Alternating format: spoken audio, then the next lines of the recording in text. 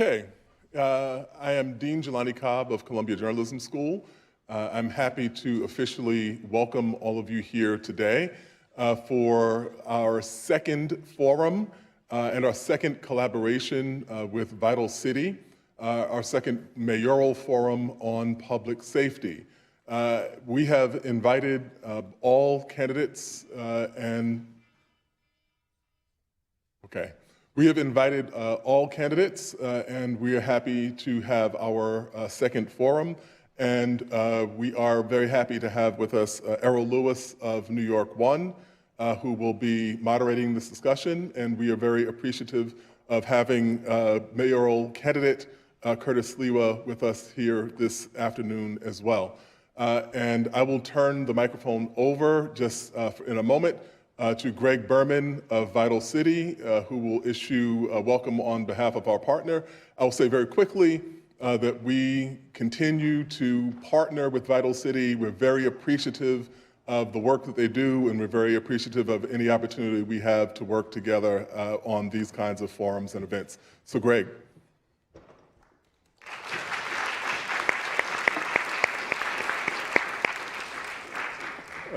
Thank you, Jelani, and thanks to your team, because this really has been a model partnership from our perspective, and we hope to do many more such events in the future. So you guys are here to see Errol and Curtis Sliwa, so I will not do a lot of throat clearing, but I just wanted to say 2 words about Vital City. We're a relatively young organization, but some are saying on the internet that we are the Atlantic for New York, that we are the Crime Nerds New Yorker, that we are the best urban policy journal in the country. And this event, in many respects, I think embodies the values of Vital City. This event is about civil conversation, it's about enlightening data, it's about new ideas. And if you have any interest in these 3 things, or if you just care about New York and want New York to be an awesome place, I encourage you to go to Vital City, vitalcity.org or vitalcitynyc.org. Sign up for our newsletter. It's absolutely free. You'll stay up to date on the best commentary you can imagine about New York City. I want to quickly acknowledge the great Josh Greenman, who played such a crucial role in putting this together. Also want to acknowledge the small but mighty Vital City team, Abdul Rad, Paul Reaping, Eva Silverman, for all the hard work that they do. And then, without further ado, I just want to introduce Errol Louis, who is not only a contributor to Vital City, and you know him from his work at New York One and his podcast, but Errol Louis is really a civic institution in New York, and we're so lucky to have him as New Yorkers, because this is someone who stands for decency and good governance, and stands for those things in the public square. So without further ado, I give you the great Errol Louis.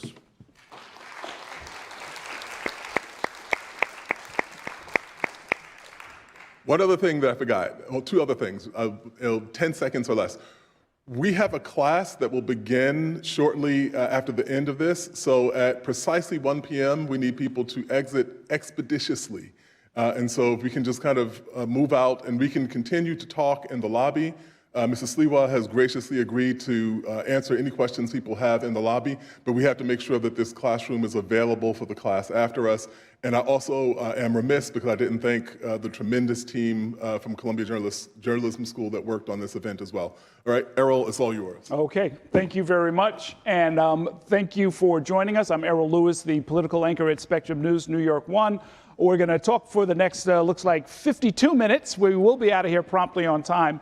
But it is my pleasure to introduce Curtis Sliwa, who, among other things, is the founder and still CEO of the Guardian Angels organization.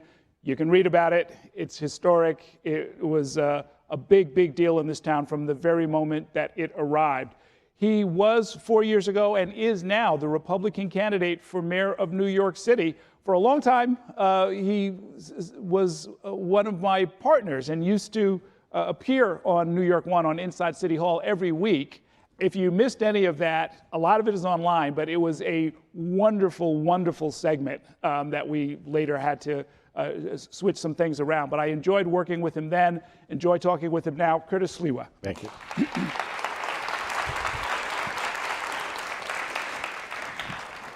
Thanks so much for being here. And in the interest of time, I want to jump right into some things. You made a little bit of news. I noticed on the way up today that you now have a full security detail that you did not have before.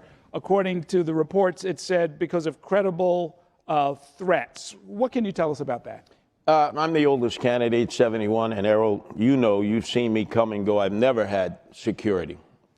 But both I and my wife were subject of direct threats.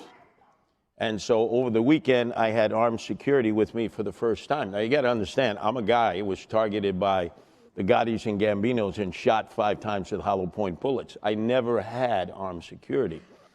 But my wife is the most important thing in my life.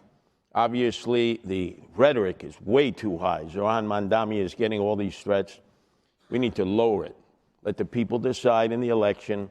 And in order to have a safe and secure election, I've agreed to have armed security with me, and my wife will have armed security with her. When you say armed security, you mean the NYPD? No, these are former members of the NYPD. They're part of a private security team who have liaison with the NYPD. You're entitled to a police detail the same way Zoran Mamdani, as the Democratic nominee, has received. Did you specifically not want that? In 2021, when I ran against Eric Adams, I felt that police were better served to be in the community. We didn't have enough police, and at the start of this campaign, I made the same claim. And you know, I'm in the subways every day, the only candidate to actually campaign in the subways and the buses and the express buses. Never felt the need for security, but when you have credible threats, and you have to do what's best for the campaign, and also try to bring all this craziness that exists. You got to get out of the race. You're responsible for Mandami. Well, guess what? Let the people decide who the next mayor is and not the billionaires. That's my opinion. They've interfered too much in this race, the professional political class. I trust the people. You know I've always trusted the people. I'm well received by the people. But there are people out there with their agendas, and we're going to make sure that everything is safe and secure up until November 4th, and I'll live with the decision that the people make as to who their next mayor is. As far as you know, are the threats from within New York or from somewhere else? We'll discuss that with police intel tomorrow when I go there. Okay. One of your opponents, Zoran Mamdani, joined us for a forum just like this, sat right in that chair last month.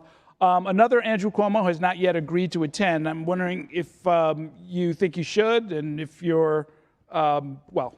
Of course he should, because I've said about Andrew Cuomo that he is not the law and order candidate that he pretends to be, because he is the author of No Cash Bail, Raise the Age, Closing Rikers Island. I know Zoran Mandami shares that belief. I'm the only person outside of that who is opposed to that. Obviously, when we debate, the 2 debates we'll have, one with New York One, I'm going to bring those subjects up. But I probably have more experience in the public safety field and both of them together.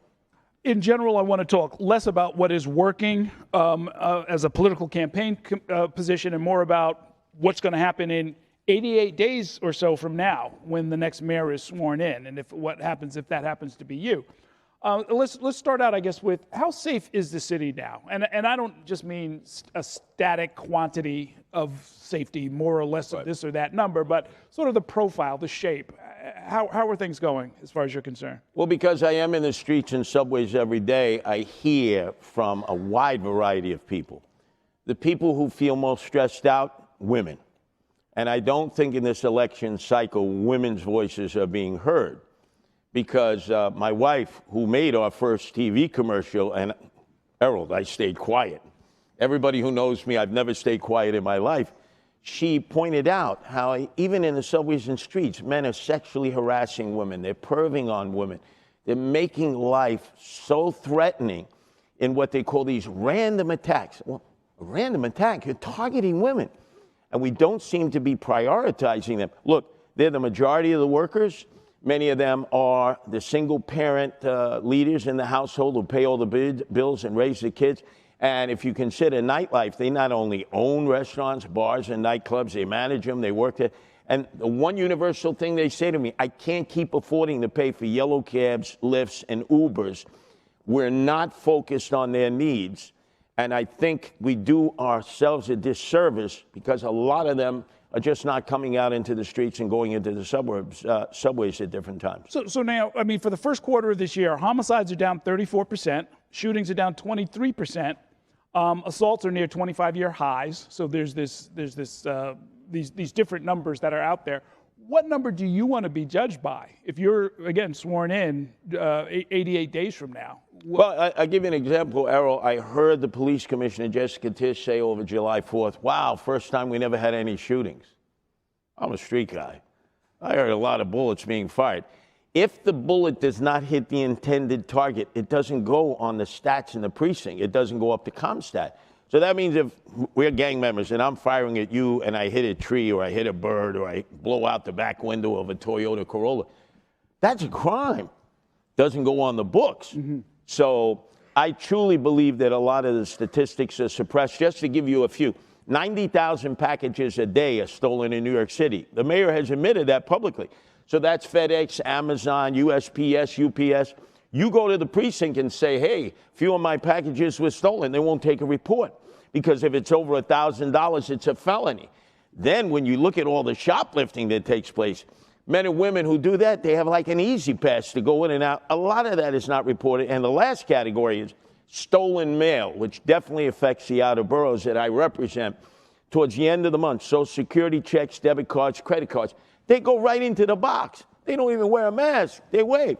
Try to go to a local precinct and report that. They won't even take a report on it. So that's the way they cook the books. I've been into all 350 neighborhoods in the city.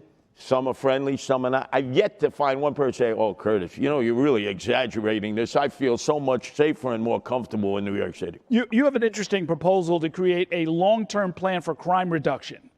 Could you say more about that? Because I never really thought about it, but you point out on your website, New York City has no long-term plan to dramatically lower crime. How would you do that? Well, first and foremost, it starts with the police. I don't think people quite understand that not only do we not have enough police, but they are the only civil servants who have had the insurance that we all pay for stripped from them. It's called qualified immunity. It's a fancy name, but it's really the insurance that guarantees that if something goes awry, we, the taxpayer, cover it. Now, judges every day sentence men unfairly. They get out 25 years later. We find out it was wrong. DAs, all of a sudden, they don't get sued. Cuomo himself, sexual harassment charges, 13. Tom DiNapoli has said we've paid out $60 million in settlements. He doesn't pay a penny because of qualified immunity. I got to fight to get that restored because not only do we need 7,000 new cops, we need them to feel comfortable in doing their work, which they don't do now. So that's step number one. Step number two, we need to bring back the homeless outreach unit. These were men and women police officers dedicated to dealing with homeless and emotionally disturbed. When Bill de Blasio and the city council pulled $1 billion out of the budget for the police in the summer of 2020, they disbanded this great unit. They knew the clients. They would go into the homeless shelters. They'd speak with the directors, the security. They'd speak with community leaders. Once they disbanded that, they left it to the local precinct. And those are men and women who are not trained to deal with that. It takes a very strong skill level. And number two, they don't have the connections to deal with that. And we've seen the rampant rise of homeless, emotionally disturbed, not only in the subways, but in the parks and the streets. So I think long term, that's what we do. Okay, I want to come back to that in a couple of minutes, but let's get into the staffing of the NYPD. Yeah. The department currently has about 33,000 officers, down from 37,000 in 2018. You want to hire 7,000 more. Why is that necessary, given we saw a steep decline in crime over the last 20 years, and the size of the force was declining along with it? We don't see visibility now. Visibility is such a key to making people feel more comfortable. So whether you're merchants, whether you're residents of a community, the women, the elderly, the infirm who are being targeted for attack, when you see the blue uniforms out there, and by the way, they better put their caps on. You know, there's the cops, and they don't put their caps on. Got to put your caps on. That's how you spot them in a crowd. So there are certain things I would do tactically. In the subways, they have the police assigned to what they call the transit police, but they never go up and down the trains as they used to. Now, before they could patrol by one. Because of all the emotionally disturbed, they determine they're safer if they patrol by two. I don't care. But in uniform, they should start in the rear car, walk all the way up, all the way back. You'd be surprised how many people will tell you there's a man in another car. He's having a problem. He's banging his head on the side of the door. That's not a crime, but they can then take him out and get him the help that he desperately needs. These are the kinds of things you're never going to know if you're assigned to a platform. And by the way, they get assigned near the turnstiles. They do nothing about fare evasion. I mean, fare evasion has cost us $1 billion, according to the Citizen Bureau that has determined that. Did you pick this up from your years of patrolling with the Guardian Angels? Oh, yeah. Remember, 46 years, and have pretty much seen what works in the subways, what doesn't work. I cannot comprehend why they are not putting police officers on the moving trains. Now, last year we had a subway crime crisis. Kathy Hochul, to her credit, assigned close to 1,000 National Guards persons. The big time was when Debrina Kawam, who they all want to forget, that's the woman who was set on fire like a torch on December 22nd of 2024 in the F train at Coney Island, Stillwell, by the migrant who watched it, the pyromaniac. The cops didn't know how to handle it. The people were all filming it live at 5. And I see this on a repeated basis. That's a stain on our soul that we're not resolving the emotionally disturbed and the homeless issue. These people live in the trains.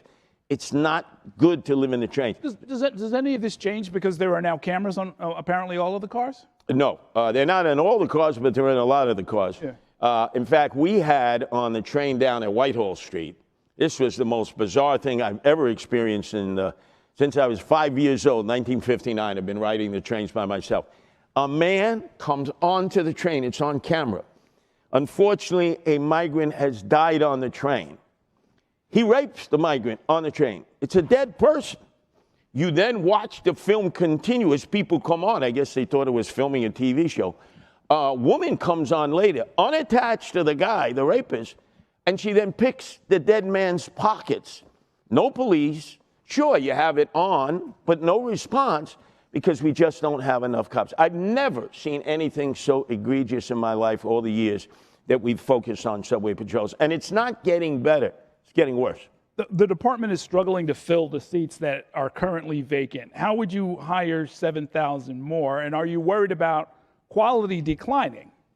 Well, that's always a problem because a lot of the potentially young and middle-aged men and women who might seek a career in law enforcement sometimes are being lured away as soon as they get into the NYPD. I remember showing up at Jacob Javits Center. They were having a sergeant's test. About 4,000 of the men and women, you know, the number 2 pencils, they were there.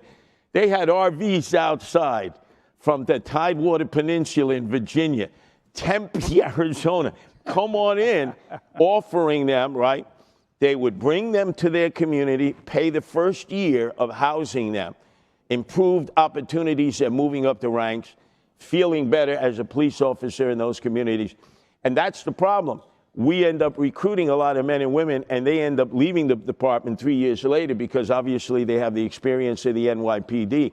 We're not offering anything to keep them, to maintain the police officers. The first 5 years are miserable for a police officer. They're usually sleeping in the basement of their mom and dad's house until they eventually have enough money to get their own apartment. Affordability is a crisis for everybody in New York City. The rent is too high to pay, as Jimmy McMillan said in 2010 when he debated Governor Cuomo.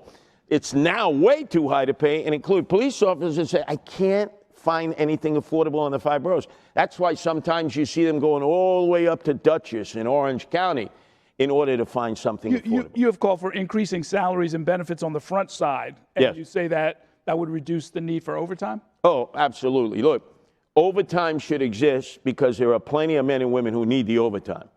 But there are plenty of men and women who don't want the overtime because it's affecting their family life, their domestic life. Mm-hmm. So if the overtime is available and there are those that need it, fine, but don't force it.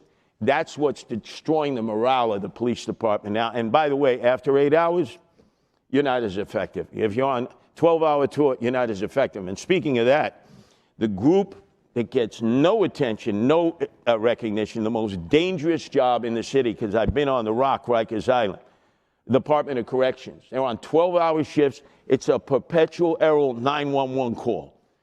They can't do anything about the tier. The gangs control the tiers. It's predominantly women of color now who are the correctional officers. They're getting sexually assaulted, sexually harassed. Where's the Me Too crowd? They're not around for women of color in corrections. And you know what? They end up getting sent back to the same tier. There's no discipline of the inmates who are harassing the female correctional officers. We have a lot to talk about with the jails in a minute. Let's talk about quality of life, though. Generally speaking, do you think the broken windows theory is correct, meaning if you let small quality of life violations go unaddressed, it will actually lead to serious crime? I think there's a variation of that. I'll give you a perfect example. We know that the recreational use of marijuana is legal. You go into a state licensed store, you buy it, you use it for your personal use, whatever you want to do. But when people are whipping out blunts and smoking it in public, and then I show up with an interview for you and Errol Louis, you're saying, oh, you've been doing puff, puff, pass, huh?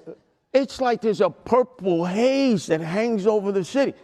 It's not legal to smoke it in public. There's no enforcement whatsoever. You go on a beach, you see, you can't smoke cigarettes, cigars, Tiparillos. But if I got a blunt on the beach, nobody does anything about it.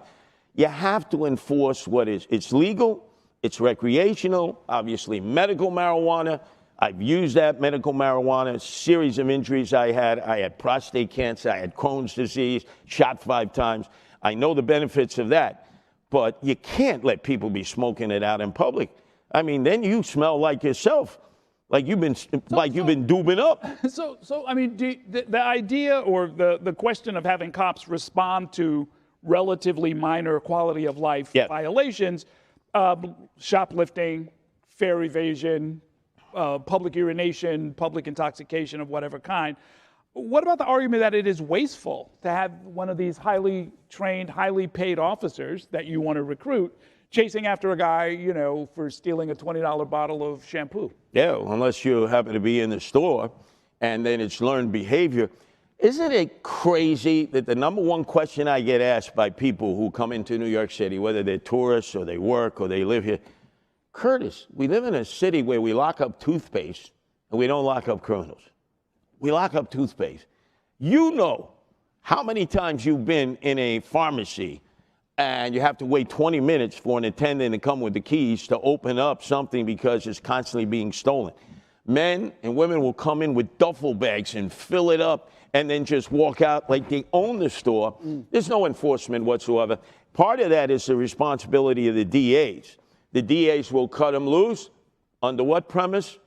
No cash bail. Thank you, Governor Andrew Cuomo, because you are not only the author, you inspired it. And in the primary against Zohran Mamdani and the other Democratic challengers, remember, he doubled down on no cash bail. Let's talk about the DAs. The district attorneys, and I moderated many of these debates, followed this, interviewed them many times. They have decided, and the voters ratified this decision, not to use prosecutorial resources to chase shoplifters, fare beaters, and minor violations. They got elected on a promise not to do so.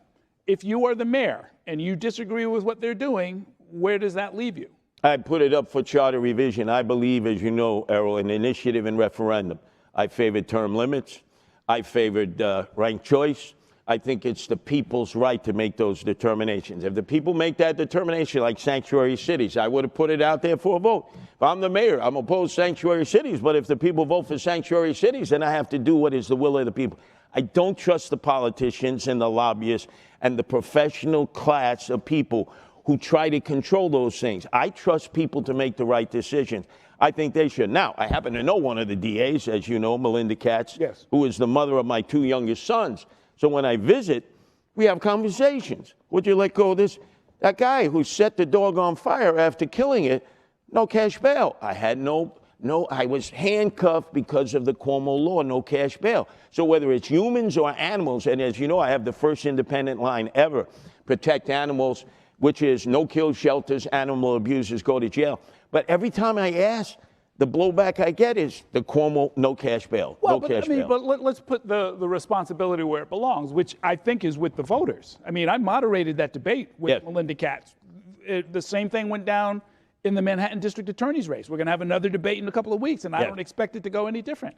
The voters have said to the district attorneys, we do not want our highly paid 6-figure cops chasing after $20 fare, shoplifters. We don't want that. The district attorney then follows that guidance from the voters, stops prosecuting those cases, and we end up where we are. Well, that was before we saw the complete catastrophe. As you know, with charter revision, you can come back 2 years later. Why not put it up for a review in simple language and let the people make the determination? I think people have had enough of this no cash bail. I think if you put it up for a vote, people would say, I'm tired of the fact that I'm watching people go in and out of a store with an Easy Pass, stealing products that I have to pay for, and obviously the prices go up. You don't think the store owners are absorbing that loss? They just raise the prices. That's part of the reason that prices are so high and it's unaffordable. Let's talk about disorder on the streets and in the subways, and mental illness in particular. For people who are visibly unstable or in need of help, what would be the street level triage you would favor? Like, when do you send engagement teams? When do you call EMS? When do you send the cops? When do you mandate involuntary transport or even arrest? How do you do that? Well, it's always been the goal. We saw that with Bill de Blasio and his wife, Charlene, who ran a program called Thrive. In 5 years, they spent $1.5 billion. They were going to have Thrive members, specially trained, go out there and deal with the emotionally disturbed, sometimes in tandem with police. What happened? Never happened. Eric Adams said the same thing. Never happened. I don't have a problem with that, but it's got to happen at the precinct level. Your first responders are probably going to be the police. This also goes for domestic abuse. Orhan Mandami said, I'll send social workers. Apparently, he hasn't had the experience I've had with a guardian angel. You go in, domestic abuse. It's the most violent situation you can face. You're always wrong. You're never right. The police sometimes would come later. It is the most dangerous situation for everybody involved in that room or that apartment. I don't think social workers alone can deal with it. I've dealt with emotionally disturbed persons. As you know, I have a really good feel for these men and women, some that I know on a first name basis. They need hospital care. Again, I have to go to Andrew Cuomo. When he came into office, 40,000 beds in the state mental health facilities. By the time he fled, fearing impeachment to the Hamptons, 4,000 beds. He cut dramatically the number of state beds. So if you're mayor on January 1st, what do you do? Well, because the state may not respond, hopefully Hochul would, or maybe the next governor, but you would have to increase. He's funded, I think, about 700 beds. Right. You would have to increase the number of municipal beds. Now, remember during the lockdown and pandemic, we were all frightened. Nobody knew what would happen. Friends of ours, healthy one day, would go into the ICU, ER, come out in a body bag the next. I knew of people, you probably knew of people. So they released all the mental health care patients in the private hospitals and the municipal. I get that. They had to do that. They needed the beds. But they never went back afterwards to find them. Some of them still walk around with the hospital tags. I read them all the time. Oh, you were in Bellevue. This is the medication you're taking. Have you had your medication since? No. Have you gone for therapy? No. All that does is exacerbate what ails them. Now, if we had a child sort of crawling around, obviously the thought process of a child, we would immediately rescue that child. We have elderly and we have adults who have the mind of a child who's lost control of their mental and physical faculties, wallowing in their own defecation and in their own urine. And we just go like this. We guardian angels, we don't. We care for them. We try to give them food, clothing, sustenance, try to get to know them on a first name basis. I don't know of anybody in the city who does that. And we supposedly spend millions of dollars in order to do outreach. Well, so talk about it, though. I mean, if this person, that you've encountered on the street, who should respond? Should it be EMS? Should it be NYPD? Should it be somebody else? Could be a combination. Let's take Jordan Neely. That's the case that everybody remembers. He ended up being restrained by Daniel Penny. And everybody has a different point of view on that. But Jordan Neely was living in the subways for years. I knew Jordan Neely. He used to come entertain the Junior and Guardian Angels during Christmas. He was a great imitator of Michael Jackson. He lived right in Washington House. Then he digressed. Imagine, he was living in the subways. You had some outreach units who listed him as part of the 50 most dangerous individuals who were living in the subway. Well, if they're dangerous to themselves and everyone else, why do we then just let them live in the suburbs? Well, okay, so January 1st or January 2nd, who do you give an order to? That same 50 list, the names might change, but there will be a list. And it is a relatively small universe, which is what makes it so frustrating, right? There's probably not more than 2,000 or 3,000 from what I've been told by a lot of people. It's a lot, but you have their names. Who do you call in as Mayor Sliwa? Who do you call in, first and what off, order do you give them? You sit with your police commissioner. I would hope that Jessica Tisch would continue to serve only to maintain stability, because Adams created chaos at one police plaza. And then you say, I want to put back into effect the homeless outreach unit, train professional police officers. If we want to assign them with healthcare workers, mental health care workers, so be it. But let's do it, because we talked about it for 8 years with de Blasio. We talked about it for 4 years with Eric Adams, and they haven't done it. I'll make sure it gets done. There's some findings from other jurisdictions, and I think this is what was behind the idea of a 998 instead of a 911 phone system for New York, that cops showing up with guns and handcuffs is a non-therapeutic approach. That freaks people out. They don't want the services. It's not necessarily going to stick. They might even regress rather than get help. Any thought to that? I've seen that sometimes. The psychosis of the individual is so strong that they have a negative reaction to almost anybody who approaches them. A combination of the two, specially trained police officers who can work with healthcare providers, mental health care providers, I think that's the route to go. But sometimes, remember that 911 call comes in, it's an emergency. Somebody has a knife to their throat. It's a domestic situation. The cops are going to be the first responders. You can't wait. Zoran Mandami's plan of just having social workers respond will lead to the deaths of women and children. I've been in too many of those situations to see mostly men. You've also seen cases going back to Eleanor Bumpers, Yep. Gidon Bush, Deborah Danner. We could call out names all day. Saheed Vassell. Well, Eleanor Bumpers, I knew that situation personally. She was in the Sedgwick housing project. Somebody emotionally disturbed, the cops show up first, and they kill the person. Yep. Usually within minutes. I remember at that time, Caruso and the PBA was going at Mario Marola, who I knew personally, who was a friend of mine, and I stood with Mario Marola. I got a lot of blowback from the PBA. How do you prevent that from happening? It's been going on for decades now. I understand, and that's why finally we're going to prioritize that. It wasn't prioritized by de Blasio. It wasn't prioritized by Eric Adams. You have the people trained first. Remember, the one thing that the police department really does well, training. Obviously, anti-terrorism unit, disaster, OEM, Office of Emergency Management. A lot of the time it's training. There's no training involving this. That's why the homeless outreach unit is so important. There are men and women who are dedicated to helping these people, and then you team them up with mental health care workers. But it has to be rapid response. And I know I'm the person who can do it, because, Errol, I do it all the time with the Guardian Angels. I'm very proficient at this. Let me switch topics and talk a little bit about bail and court reform. You've mentioned even just this morning that you have some problems with the bail reform laws from 2019. Let me just ask as a threshold question, do you accept the basic premise that the only reason for bail is actually to ensure that a defendant shows up in court? I mean, it's not intended as a crime control measure. I don't accept that premise because if a person has had a history of violent crimes being committed, crimes in which people's lives are threatened, I think a judge should have to be able to consider that. That's not part of no cash bail.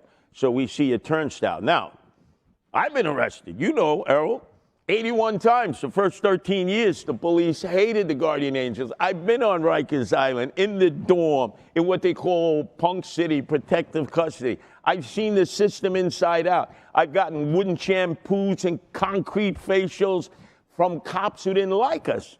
And then eventually they learned, wow, these are really good young men and young women who want to make a difference. So I know what it's like to be abused, but I also know the differentiation between those who should be available for being released back into society and those who have proven themselves to be a danger to society again and again and again. Well, why should cash be the tool? So, like, if two people are arrested on suspicion of robbery, one happens to have money, they walk free, waiting for their day in court. The other has to sit on Rikers Island because they don't have a few $100s. Is that fair, and how does that make the city? You want to change it to Venmo, one of those things? I mean, the point is... the average person, at the time that they passed these, yes, the average person was staying on Rikers Island for hundreds of days, and they were staying on average, I think it was like less than $500. I understood, and that needs to be reformed. But I also know many families who have the wherewithal to bail out their sons or daughters mostly, and they won't put up the bail. That tells you something right there, because they know this is a person who is a danger to the family and a danger to everybody else. Look, I'm open to working on it. It's really more of a state issue because that was imposed by Governor Cuomo. It can be dealt with, but I think by experts in the field. Remember, when Cuomo imposed no cash bail, he never contacted police. He never contacted prosecutors. He never contacted people in the field and put together a cross-section of people to come up with a plan that was fair. He basically just shoved it down our throats, and we've been suffering with this ever since. I know he's your opponent, and he did sign the law, but my memory of it was that this really came from the legislature. Oh, whoever forced Andrew Cuomo to do anything, bully boy that he was, he threatened, he used intimidation. You remember Ron Kim, the assemblyman? How dare he stand up and accuse me of having killed 15,000 elderly because of my executive order? He tried to drive that guy out of the assembly. You know how Cuomo operated, like the head of an organized crime family. That's why he was able to come back from being like Napoleon on the island of Elba, escaping, being impeached, because everybody was afraid of him. They all endorsed him because they said, if you don't endorse Cuomo, he'll get retribution and revenge on you. That's the only reason he came back. So it sounds like if elected, you're going to put on your wish list when you go up to Albany the first session, trying to change the bail reform laws. Does that include? Alter it. Sit down and say, hey, I'm somebody who's been on both sides of it. Mm-hmm. The other thing is the gang issue. We have a gang roster. I've recruited gang members into the Guardian Angels. I know that there are some young men and young women, they haven't had affiliation with a gang in 5 years. They're still on the gang roster. You got to take them off. Mm-hmm. It's like, okay, you put them on. If they're active, you take them off. If they're not active, I always suggest to the young men and women, especially the older ones, you get laser, you get the tattoos off, because you're walking around MS-13 on your neck like a giraffe. People are going to think you're MS-13. You might no longer be involved with them for 5 years, but that should be reflected on the roster. And if you're a gang member, I would suggest get rid of the gang tattoos, because people are going to think you've got tattoos of a gang, you're a gang member. So when the city council says we should get rid of the gang intelligence unit, it sounds like you can't do that. Sounds like you're on the same page. We've had an uptick of gang violence, mostly juveniles, 16 to 18, because of the age law that Zorhan is in favor of, that Cuomo did. I'm opposed to that because older gang members then use the younger ones to go out and do the drive-by shootings and commit the violent acts because they know there are almost no consequences for that. They end up going to family court. New York, when they changed the law, New York was an outlier. I think it was only New York and North Carolina that were treating 16-year-olds as adults. You want to go back to that? No, you alter it. But you also make special accommodations that you're not going to be sending hardened criminals who have been killers or people who have raped to juvie prisons. You're just not going to do that. You have to be able to bifurcate this. See, I'm open-minded. I don't think I'm omnipotent. As much experience that I've had in public safety, I would say let's sit down, let's have town hall meetings, let's have forums. Let's try to work on something that's viable. We're not doing that. It's basically my way, that's the way it is. I don't think many of the legislators are street smart. In fact, I know they're not street smart because they never ride the subways. Mm-hmm. They never walk the streets. They're not taking buses. They're not dealing with the working class people. That's why I've dubbed myself the mayor of the working class people who never, their considerations are never put up and prioritized. Given the case backlogs, are there process reforms like digital discovery or remote arraignments that you would favor in order to speed up trial readiness? That's partly why so many people are sitting in jail. Oh, yeah. I love the old-fashioned newspapers, the Jersey Journal, which was over in Jersey City by Journal Square. They would show you all the arraignments that were done vis-a-vis television, teleprompter. The attorney is there for the accused, the judge. They're able to give speedy justice to the accused and also make the system more malleable. The way it is now, no. It's so slow that nobody benefits from this process. And in an age of technology where we should be able to, Errol, I got to tell you a story because I know your whole family was involved with police. In order to make overtime when the cops busted me, they had to get 3 sheets of carbon paper and they would type it out. How do you spell your name? S-L-I. At the end of the report, they'd say, oh, Curtis, that last piece of carbon paper didn't work. We're going to have to start the process all over again. I said, how many kids am I putting through college for you by doing this? We have such great technology now. Yeah. A lot of the old school ways just don't work. The next mayor is going to have to deal with a federally appointed receiver over Rikers Island to address the violence and the poor management. The Adams administration resisted the appointment. Do you agree outside intervention was needed? And if you're elected, would you be cooperating with the monitor? I would say to the feds, how dare you assume that you can do a better job on Rikers Island? We have one Fed lockup in Sunset Park. It's miserable, as you know, Errol. It's horrible, the conditions there. So having a federal monitor, basically because Eric Adams and the Adams administration ignored communication back and forth. His correctional commissioners, I think, had he been more forthcoming, had there been more transparency, we wouldn't have gotten into this draconian situation. Excuse me. But remember, recently, his police commissioner who filed charges against him saying that Eric Adams ran the police department as if he was a head of organized crime. No transparency. Not revealing what's going on in an agency that we, the citizens, have a right to know what's going on, I think is true to form. And that's why you have a federal receivership, refusal to deal. Like with the Campaign Finance Board. How many times did the Campaign Finance Board ask Eric Adams, how could you account for these contributions from Turkish-American business people? And they never responded and always acted like they were victims. That was part of the Eric Adams administration. Non-response. I would have a totally transparent administration, the good, but also the bad and the ugly. We like the good news bears, right? But you know in government, there's a lot of bad news bears. And the other thing I would elevate are the civil servants, many of them who have served for Democrats and Republicans. They're the silent number of people who keep the government going because elected officials, I don't care if they're Republicans or Democrats, are too busy dialing for dollars. The staff does all the work, as you know, Errol.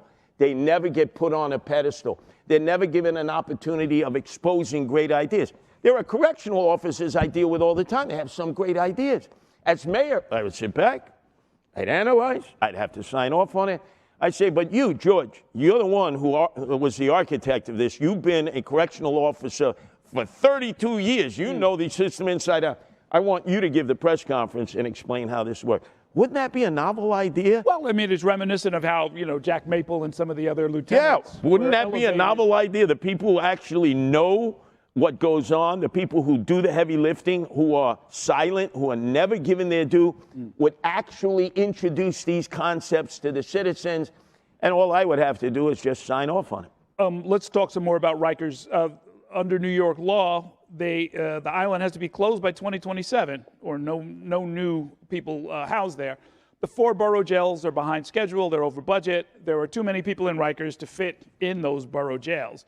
You've said you want to keep it open, but the law says otherwise. So how do you plan to address that? Okay, first we have the 4 borough jails.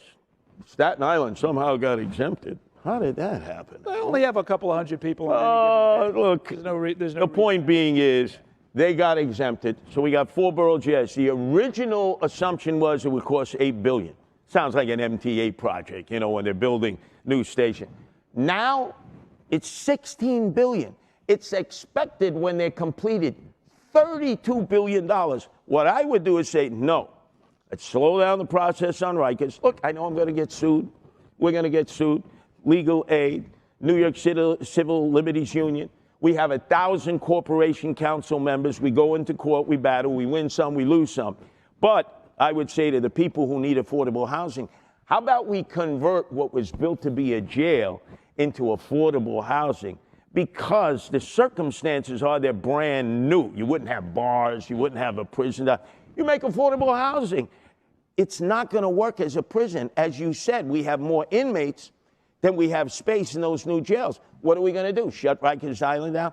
Since I've been on Rikers Island, I would have some of the sections for the mentally ill who shouldn't be in Rikers Island because they have severe mental problems that we should be working on until the time of their release. We're not doing that now. We mix everybody together, and we have to separate the gangs. When you go on to Rikers Island, everybody from MS-13 is all together with MS-13. Everyone who's a Trinitario. It's like homecoming. Bloods with Bloods, Crips with Crips. That is a recipe for insanity. And who do we leave to deal with that? Predominantly women of color who are correctional officers who are almost incapable of dealing with that as the male correctional officers are, because the system says keep the gang members of the same gang together. Anybody with common sense knows you got to split them up. Let's talk about immigration for a minute. Exactly how much do you want and how much would your NYPD cooperate with ICE? Should they hand off people accused of serious crimes before they get their day in court? Everybody's entitled to due process. Everybody. That's the law. So even if you're, as Trump has called them, the bad hombres, okay? Drug dealers, gangbangers, narco-terrorists, sex traffickers, you get charged here, you go to court here. Let's say you plea out or you're found guilty. You do your time here. Then the detainer gets issued, and ICE comes and picks you up and deports you to your country of origin.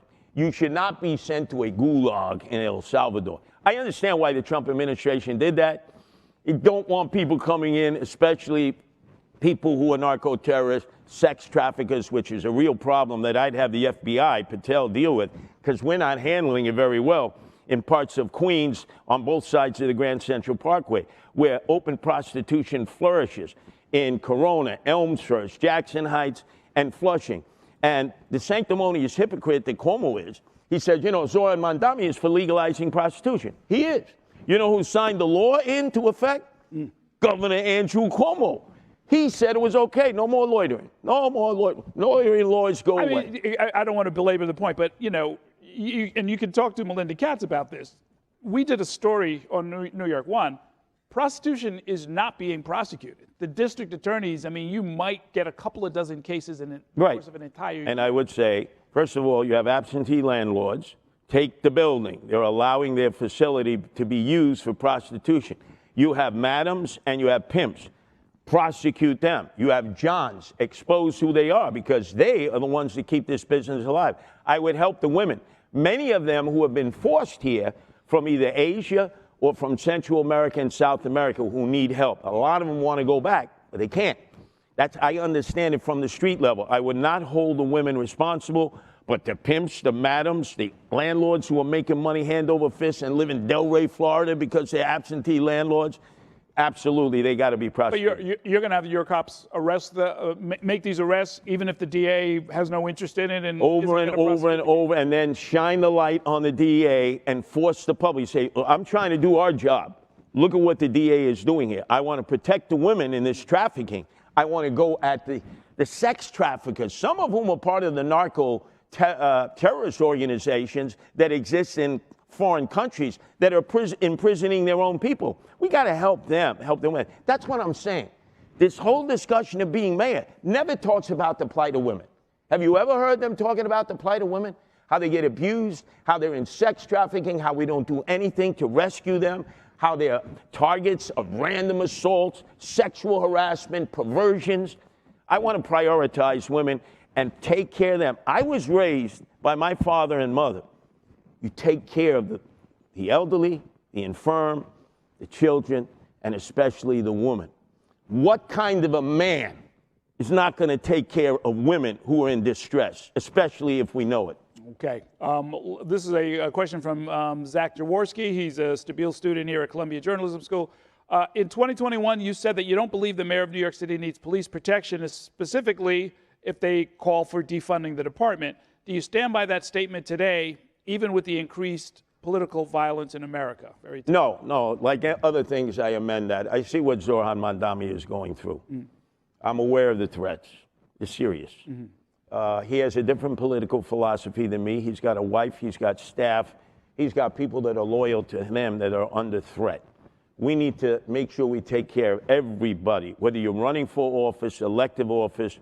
The temperature is too high. And remember, 71 years, even though I was targeted by organized crime, I never had armed guards. Today, the first time I officially am taking armed security, and my wife, who's also under threat, armed security. You know how bad that makes me feel? That I can't walk the streets of the city that I love, ride the subways by myself, which I've been doing since I was 5 years old in 1959. And that's because the rhetoric is too hot. One of your opponents has called for, this is a First Amendment question, one of your opponents has called for reassigning the Strategic Response Group, which was designed and armed to repel terrorist attacks, but is also used to police constitutionally protected protests and demonstrations. Does it make sense to bring the department's most lethal unit out when people want to hold a demonstration? Well, I would be a little different when it comes to demonstrations. You should be able to get your permit for a demonstration in a day, which is normally the case, your sound permit in a day, but then you're in a restricted area. Ever since Bill de Blasio was the mayor, all of a sudden there are no restrictions. A demonstration becomes a parade, and then you walk wherever you want to go. That's why you need the strategic unit. Used to be normally the police from the precinct, they would put up, you know, the wooden horses. You had an area you could demonstrate, certain time you could start, certain time you'd eliminate. When de Blasio became the mayor, he threw all that out the door. And so I'm going to try to get everything back on track. Everyone is entitled to demonstrate. I believe that the way you deal with hate speech is more free speech. I don't want to bridge anybody's right of hate speech. I was a talk radio show host for 35 years, you know, probably the longest here in New York City. We got to keep free speech alive. That's the greatest thing about the United States. If you're bothered by hate speech, the remedy is more free speech. More free speech. Last couple of questions. You call for the city to invest a few $1 million to support auxiliary cops and neighborhood watches, presumably like the Guardian Angels.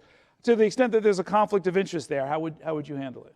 Look, I've dealt with auxiliary police. They dress them up in a police uniform, and they move them around like pawns on a chessboard to give you the impression that they have more police than they really do. These are dedicated men and women. They never get attention. They never get recognition. We should make sure for the volunteer service they do that some of their needs are met, and that would require us sitting down. Now, there are a lot of different patrol groups that exist in the city of New York that have cooperation with the NYPD. But again, they rarely get attention and recognition because the attitude of One Police Plaza is they really don't like volunteers. I know how they treated me like a hemorrhoid in a red beret, and they were looking for Preparation H to rub on me and the Guardian Angels and hope we dry up and blow away. Let me be more specific. They don't like volunteers. Let me be more specific. You want to put resources toward volunteers. Would you give money to the Guardian Angels? Because that would be a conflict of interest. No, because clearly that would be a big conflict of interest. In that same section of your website, I noticed you don't specifically talk about the violence interrupters who follow the Cure Violence model. I was wondering what you think of those groups and whether the city should keep or overhaul or defund them. I've dealt with violence interrupters where they started in Chicago, where we have Guardian Angels in Washington, D.C., and here in New York City. There's only one problem with the violence interrupters. They'll tell you straight out, we are not going to give information to the police. Many of them will tell me straight up, Curtis, snitches get stitches and end up in ditches. For us to maintain our relationship with gang members, guys and gals who are doing bad things, we can't snitch them out to the police. Now, some of these are really serious criminals. There has to be an understanding. What are you going to do with that information? If you know somebody was out on a warrant for murder or rape or really serious crimes, you're not going to convey that to the police? Well, this is going to ruin our effectiveness. I'd sit down with all the violence interrupters because I've dealt with them for years. I agree with them in some instances. I disagree in others. We'd find out a way to accommodate one another. I don't think this mayor has done that. The previous mayors haven't. Andrew Cuomo talks about violence interrupters. What, in the Hamptons? violating people as they're going out for their martinis and cocktails. What does he know about violence interruption? He's not a street guy. Is what you're describing there, is that done at the precinct level? Is that done at One Police Plaza? Who's making this conversation? It's the higher crime areas where you have the violence interrupters, where you can see there's been a pattern of crime. Look, they do some really good work. Some of them were bad and wayward themselves, and they've rectified their life. And they have vans, and they'll go into intense areas. But there is that marginal line that many of them will not cross. And again, if they're saying it, young people pick up on that. Snitches get stitches and end up in ditches, which has caused enormous numbers of problems in our city. What's the standard for guardian angels? If you come across information that would be of interest to police or prosecutors, you turn it over? Absolutely. Obviously, you go through the leadership, make sure that everything is tightened up, that you have your information correct. We work with the police, but again, we're outliers. We're not an auxiliary police department, and there were times initially in which they wouldn't even give us the time of day. And they looked at us as if we were the criminals, and then eventually that was resolved. Okay, that brings us to the end of our time. Thanks so much. Great discussion. Thank you. Thank you very much. Thank you. Appreciate it.